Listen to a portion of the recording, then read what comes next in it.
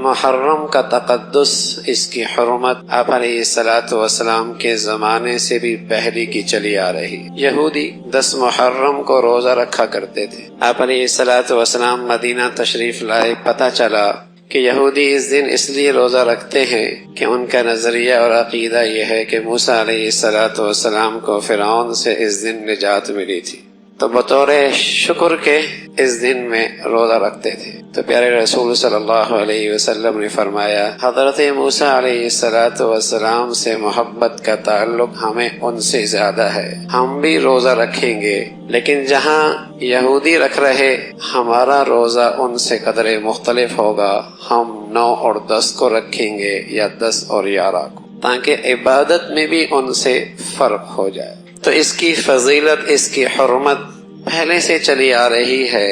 البتہ آپ علیہ الصلاۃ والسلام نے اس مہینے کے بارے میں 2 ہدایات دی ہیں۔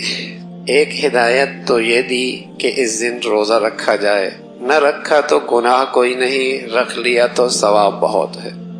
نہ رکھا تو گناہ کوئی نہیں، رکھ لیا تو ثواب بہت ہے۔ ترغیب یہ ملی کہ 9 10 رکھ لو یا 10 11 رکھ لو۔ اور دوسری ایک حدیث ملتی ہے جس میں آپ علیہ الصلاۃ والسلام نے فرمایا 10 کو اپنے گھر والوں پہ کھانے کی وسعت رکھو۔ یہ 2 ارشادات اس مہینے کے متعلق ملتے۔ سوشل میڈیا پر سب سے قدیم اور سب سے ریلائبل برانڈ درسقرآن.com